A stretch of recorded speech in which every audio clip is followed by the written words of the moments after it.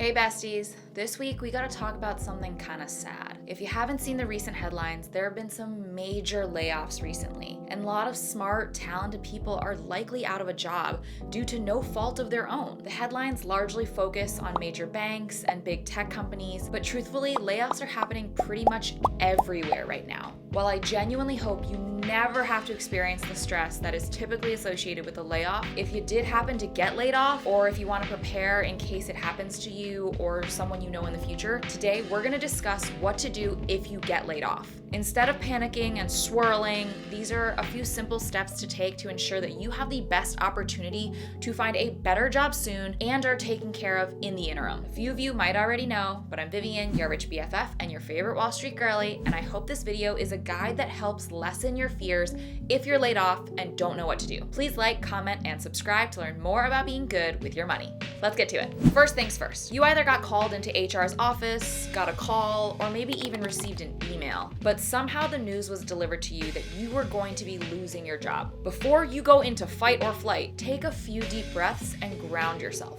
Then, the first thing you're going to do is ask HR for a layoff letter. This is a document on company letterhead explicitly stating that you lost your job because of a reason beyond your control. Maybe it was cost cutting, maybe it was a company reorg, but whatever it wasn't because you were a bad employee. This document will help you with your job hunt by showing that you were a good, decent, unproblematic person and that no other company should hesitate to scoop you up as talent. This is especially important if you haven't worked at the company laying you off for very long, and bonus points if you can actually get your manager to write you a short letter of recommendation, essentially saying, I'm devastated to be losing this person. They were great. They would make a great employee anywhere. I know it sounds tedious, but you're essentially preparing your arsenal of tangible proof points that you were a great hire. Up next, investigate a severance package. See if your company's willing to give you some money to help make ends meet while you're hunting for a new job. A good rule of thumb is to request 4 weeks of severance pay for each year you've worked at the company. What I will say is that some companies will be a lot more generous here than others. For example,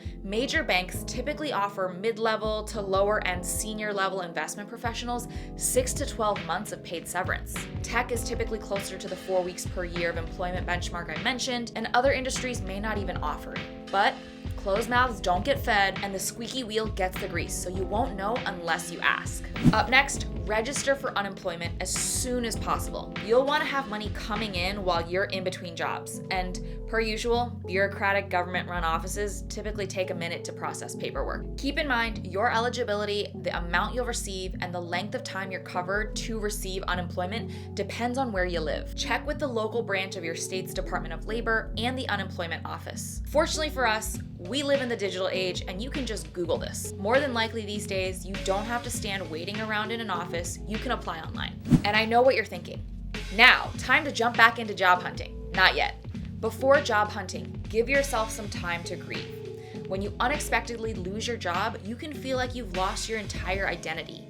You're gonna feel sad. That's normal and okay. But this isn't the end of your career or the world. You have bigger and better things coming. But going into interviews with a desperate mindset may cause you to leave less than stellar first impressions. There's no reason for you to flub an interview just because you were in a bad mindset that day. Give yourself a moment. And then, when you are finally ready, you can begin your job hunt. One of the easiest things you can do is to have recruiters slide into your DMs. If you want to get a ton of interviews without that much work, you have to change your LinkedIn. When you go to your profile, you'll see a blue button that says Open To. Click Finding a New Job and fill out the details of what type of work you're looking for. Then, this is the important part, click Choose Who Sees You're Open. If you've recently been laid off, feel free to click all LinkedIn members, as this will let folks in your network potentially help you find a new job.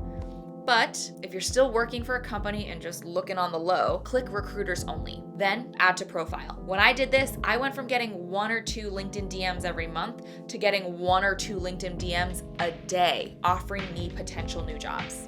As always, you are not just your job. You are so much more valuable than what you do from 9 to 5 every day. But having a plan when things go slightly off course will help keep you on your path to financial success. If you've been recently laid off, I'm sending you all of my love and well wishes. Good luck on the job hunt. See ya, besties.